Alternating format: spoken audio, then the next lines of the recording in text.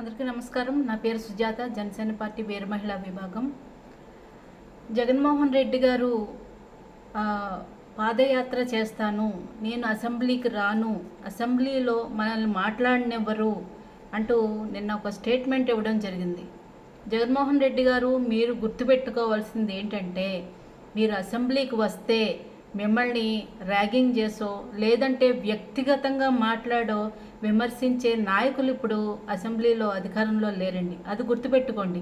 అంటే వెనక భజన బ్యాచ్ని వేసుకుని బూతులు తిట్టిస్తూ అటు ప్రతిపక్షంలో ఉన్న నాయకుల్ని, ఇతర పార్టీ నాయకుల్ని చులకనగా చూసే నాయకులైతే ఇప్పుడు అధికారంలో లేరండి. మీరు హ్యాపీగా ధైర్యంగా అసెంబ్లీకి రావచ్చు. ప్రజల కోసం జరిగే చర్చల్లో మీరు పాల్గొనాలనే మేము కోరుకుంటున్నాం. అంటే ప్రజలు మీకు 151 సీట్లు ఇచ్చినప్పుడు పరిపాలించిన మీరు, వారి ప్రజల యొక్క నిర్ణయాన్ని గౌరవించిన మీరు, ఇప్పుడు 11 సీట్లు వస్తే ప్రజల నిర్ణయాన్ని గౌరవించరా? మీ 11 మంది ఎమ్మెల్యేలు ప్రజలు ఇచ్చిన తీర్పుకి విలువ ఇచ్చి అసెంబ్లీలో వారి తరపున మాట్లాడడానికి ఎందుకు రారు?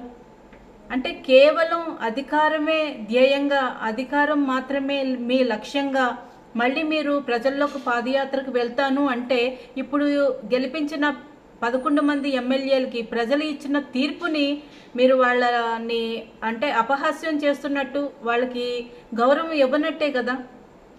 అలాగే అంటే మీరు మొన్నటి వరకు మీ వర్గంలో, మీ మంత్రివర్గంలో పనిచేసిన మంత్రులు కానీ ఎమ్మెల్యేలు కానీ, సింహం సింగిల్గా వస్తుంది, అన్న సింగిల్గా వస్తాడు, మీరందరూ గుంపులుగా వస్తున్నారు అని మాట్లాడారు. మరి అదే అన్న ఇప్పుడు అసెంబ్లీకి సింగిల్గా రావడానికి ఎందుకు భయం? సింగిల్గా కూడా కాదు, 11 మంది ఉన్నారు కదా, రావడానికి ఎందుకు భయం? అంటే ఇప్పుడు మీ దగ్గర స్క్రిప్ట్ లేదా? అడిగిన వాటికి ఆన్సర్ ఇవ్వడానికి మీ దగ్గర జవాబులు లేవా? లేదంటే మీ ప్రభుత్వంలో జరిగిన అవినీతి అంతా బయటకు తీస్తారని భయమా? లేదంటే మీకు భజన చేసే వందిమాగదులు లేరా? బూతులతో విరుచుకుపడే మీ నాయకులు లేరా?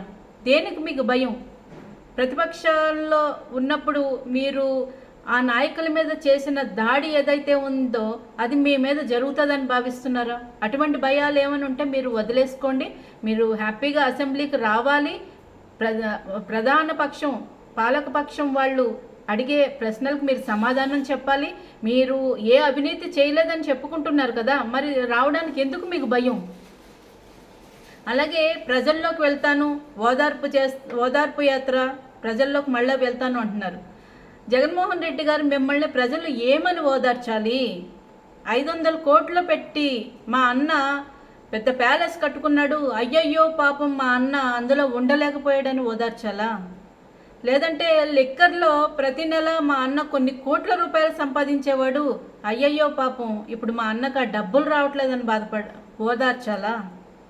ఇసుకలో, గ్రావెల్లో, అలాగే ఖనిజ సంపదలో మా అన్న కొన్ని కోట్ల సంపాదించేవాడు, పాపం ఇప్పుడు మా అన్నకు ఆ సంపాదన లేదని ఓదార్చాలా?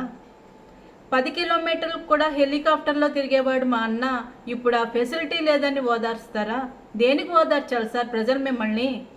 మీరు అధికారంలో ఉన్నప్పుడు ప్రజల్ని ఏమని ఓదార్చారు? 30,000 మంది మహిళలు మిస్ అయిపోతే వాళ్ళ కుటుంబాలను మీరు ఏమన్నా ఏ రోజన్నా పలకరించారా? కనీసం బయటకు వచ్చి ప్రెస్ మీట్ పెట్టారా? రివ్యూ పెట్టారా? ఒక ముఖ్యమంత్రి హోదాలో ఉండి ఆడపిల్లలకి మీరు చేసిన న్యాయం ఏంటి? అక్క చెల్లెమ్మలకు మీరు చేసిన న్యాయం ఏంటి? అలాగే కౌలు రైతులు, చనిపోయిన కౌలు రైతుల కుటుంబాలని ఏ రోజన్నా మీరు ఓదార్చారా? మెగా డిఎస్సి అని మీరు దగా చేసిన రాష్ట్రంలో ఉన్న యువతని ఏ రోజన్నా ఓదార్చారా? బాపట్ల జిల్లాలో రేపల్లె గ్రామంలో అమర్నాథ్ గౌడ్ అనే ఒక బాలుణ్ణి సజీవ దహనం చేస్తే వారి కుటుంబాన్ని మీరు కనీసం ఒక ప్రెస్ నోట్ వదిలేరా? మీ దగ్గర నుంచి ఒక సానుభూతి, ఒక నోట్ అన్న వచ్చిందా? అంటే రాష్ట్రం తగలబడిపోతుంటే, రౌడీజం పెచ్చరిల్లిపోతుంటే, విపరీతంగా దోపిడీలు జరుగుతుంటే మీరు ఏ రోజు ఓదార్పు చేయలేదు. మీ ప్యాలెస్కి, తాడేపల్లి ప్యాలెస్కి దగ్గరలో ఉన్న పేదల ఇళ్ళన్నీ కూల్చేసినప్పుడు మీకు ఓదార్పు చేయాలనే అసలు ఉద్దేశం రాలేదు. ఎందుకంటే అది చేయించిందే మీరు కదా.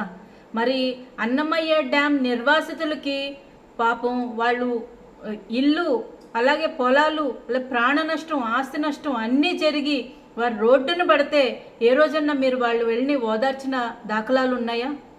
దేనికి సార్ ఓదార్పు? మీకు అధికారం లేకపోతే ప్రజలను ఓదార్చాలా? మీకు అధికారంలో ఉన్నప్పుడు ప్రజల్ని కాలు కింద వేసి తొక్కుతారా? కనీసం మంచినీళ్ళు అడిగినందుకు ట్రాక్టర్తో గుద్ది చంపించేశారు కదా. అలాగే ఇంటి పట్టా అడిగినందుకు గాజువాకలో ఒక మహిళని ట్రాక్టర్తో గుద్దించి చంపేశారు మీ నాయకులు. అంటే ఒక మాస్క్ అడిగినందుకు ఒక దళిత డాక్టర్ని బయట రోడ్డు మీద బట్టలు ఇప్పి నడి రోడ్డులో ఎండలో అతన్ని టార్చర్ చేసి చంపేశారు. ప్రశ్నించిన ప్రతి వారిని చంపడం, అణగదొక్కడం, ఇదే కదా మీరు అధికారంలో ఉన్నప్పుడు చేసింది. ఏ మొహం పెట్టుకుని ప్రజల దగ్గరకు వచ్చి ఓదార్పు యాత్ర చేస్తారు? ఇంతకుముందు అధికారంలో ఉన్నప్పుడు పరదాలు కట్టుకుని ప్రజలకి ఎవరికి కనిపించకుండా మొహం చాటేసి తిరిగిన మీరు ఇప్పుడు మరి అధికారం కోల్పోయాక ఏ మొహం పెట్టుకుని ప్రజల దగ్గరకు వస్తారు? ప్రజల చీత్కారాలు ఎదుర్కోరా మీరు? ఇప్పటికన్నా మీ తీరు, ఆలోచన పద్ధతి మార్చుకోవాలని కోరుకుంటున్నాం. జై జనసేన, జై హింద్.